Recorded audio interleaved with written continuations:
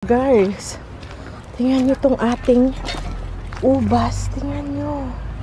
Marami siyang bunga. Ito oh.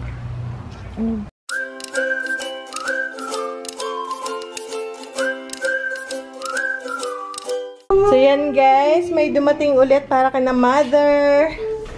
Panay ang dating. So ito naman sa isa kong kapatid.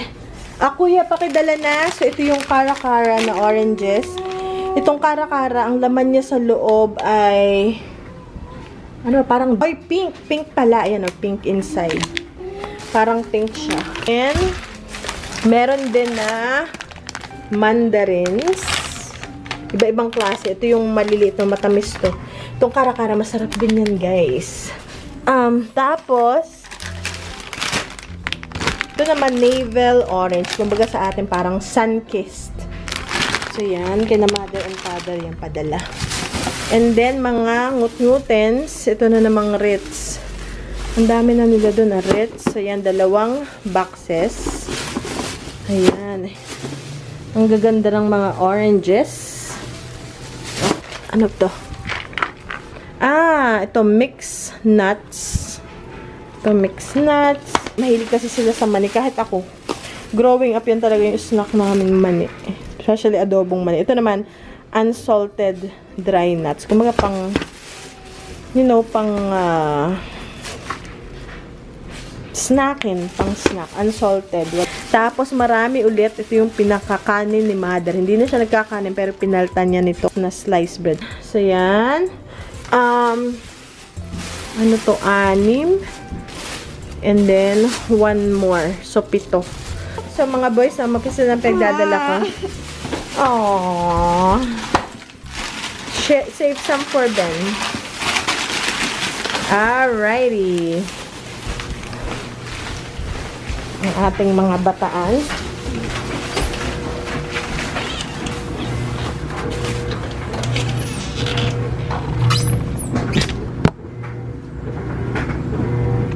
So, ito guys, may dumating ulit para doon naman galing doon sa isa kong kapatid. Isa ko pang kapatid. Ayan. Tsaka ito kasi nagbara yung lababo nila kasi yung mga mumo doon sinusuot sa lababo. Tapos meron ding body wash. Pero ang kailangan shampoo.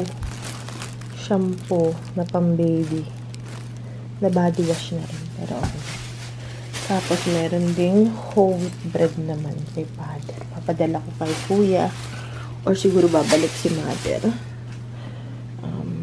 Nadalhin niya. Tapos, ito si Maring Bebang.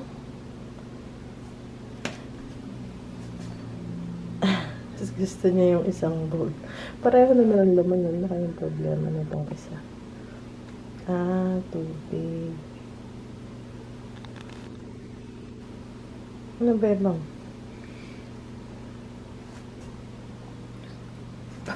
Umikot pa.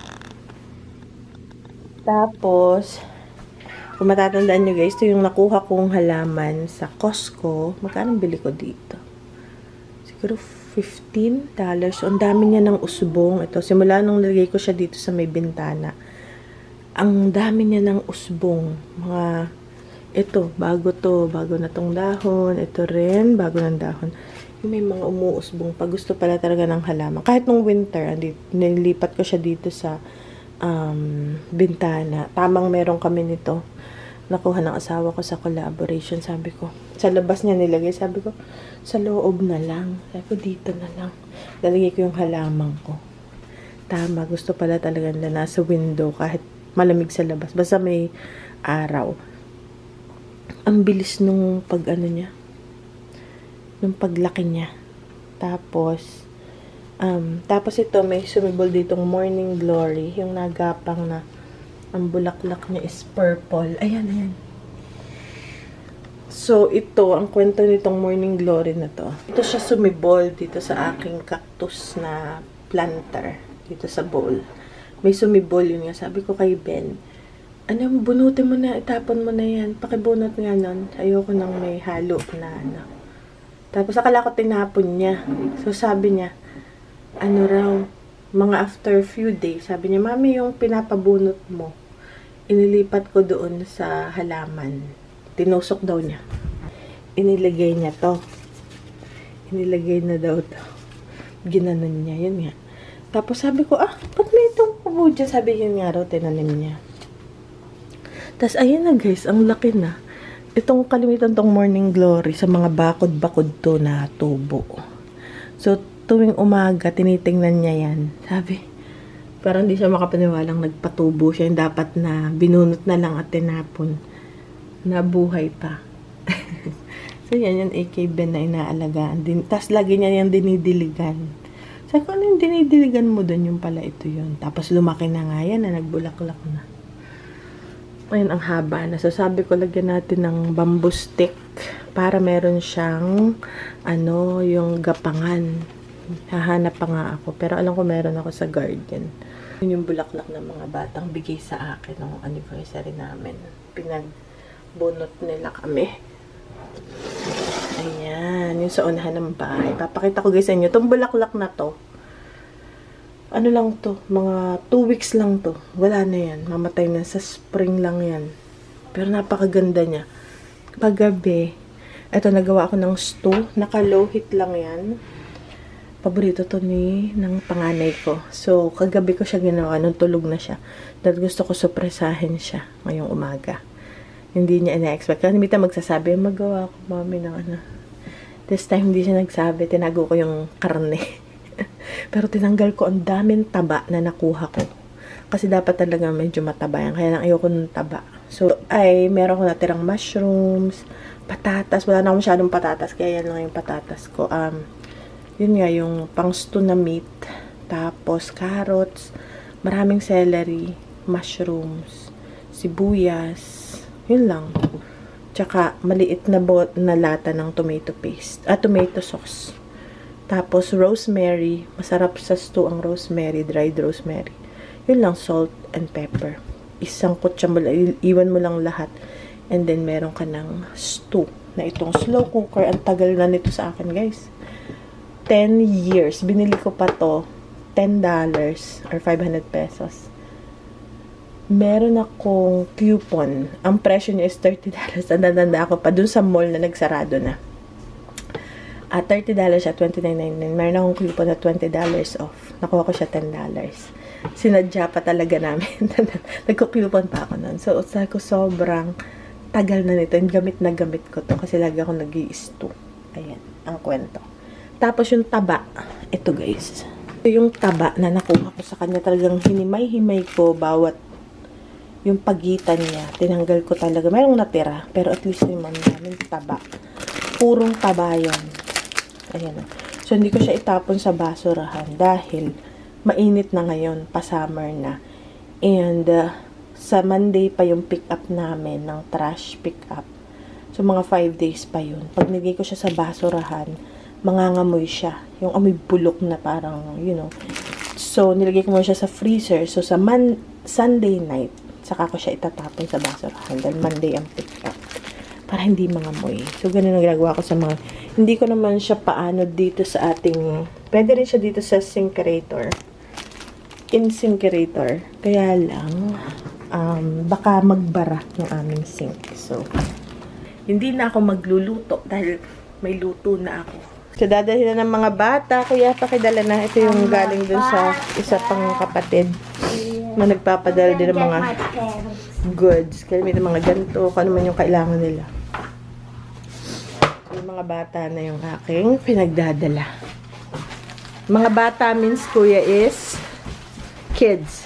The kids, mga bata. So, dalawang, paper, towel. So, ito guys, tapon muna tayo ng ating pampataba sa ating garden. Ay, mga bata. So, bago siya umulan, ang dami guys nating mga bunga na ng ating mga prutas. Pakita ko sa inyo. Maaga pa. Hindi pa naman talaga April pa lang. Namumunga na.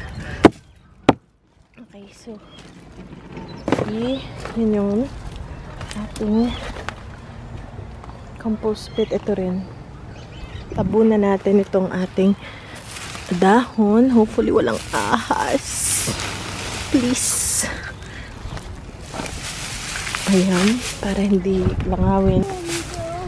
Starts to break anytime. Really? Yeah. It's so dry. Can I help you? Yeah. So, cover. These leaves, I think, from 1 year ago. Kakaya doon. Dito, where the... There you go, good job. Ito guys, yung strawberries, gumapang na siya. Umalis na siya dun sa bed. Ito na siya. Binunot ko na to before guys. Binunot ko na yun, kaya lang sumibol na naman siya yung mga bunga, mga bulaklak na yun ng strawberry. So, baka meron tayong strawberries this year. Kasi last year wala eh. Kasi kakatanim ko pa lang nun eh. So, tingnan natin bago tayo maunahan ng mga ibon, mga squirrel, mga daga. Dami na niyang bunga talaga. Sugar. Smells like onion. Tingin ko magkakaroon kami ng maraming, ayan na oh, strawberries. Ang dami talaga niya guys. So, hopefully meron na yun. Dito guys, ito yung peaches natin. So, meron tayong peaches this year. So, hopefully, but ito iisa lang. Alam ko maraming bulaklak to. Ewan ko ba't anong nangyari. Wala yung mga bunga. And then, ito pa guys. Ayan, ang peaches yan. Ayun pa andoon. Dito pa, ayan. Ayan. Tapos, ito yung pears natin. Si Ben nagdidilig. Ito yung pears natin. Ayan, so meron tayong pears. First time kong makaranas magpabunga ng pears this year. Pero ito pa, 3rd year ko na to eh. Ayan. Tsaka ito pa. Tapos, ito pa, nakalimutan ko kung ano to guys. Nakalimutan ko kung ano to. Basta berries din yan, pero matinik. So yan, and then meron din, ito naman is gooseberries. Hindi ko yata ito naputulan ng matinik din to.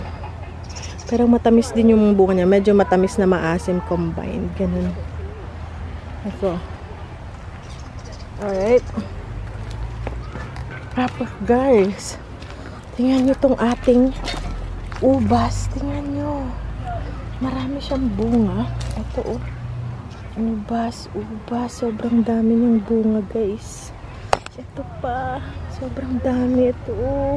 Ito. Yung ating mulberries. Ayan, puro bunga. Sobrang dami this year. So hopefully maganda this year. And then, ito naman yung ligaw na mulberries. Pero meron na din siya oh. Ang dami rin itong bunga. Ayan guys, so, mumukadkad. Blackberries. Ayan. So, meron tayong blackberries kahit pa paano. Also, ito. Tapos, ito yung tinanim nating sweet potatoes. Hopefully, hindi sila mamatay. Mabuhay sila. Ayan. So, yun lang. Meron pa dyan. Kaya lang may mga tao dito sa parking lot. Di ko masyado mabidyohan. So, yun guys, ang ating... tapos ito yung tinanim ng asawa ko. So yun yung tanim, I think beets ito. Beets or radishes. Ayan pa, yun yung tinanim niya. Isang buong ano yan, vegetable na garden. Yung isang buong to. Pag lumaki na, lalagyan natin ng harang. Kasi parang di kainin ng rabbit. Marami kasi kami ditong rabbit. Tsaka squirrel. Tapos punta naman tayo sa pusa.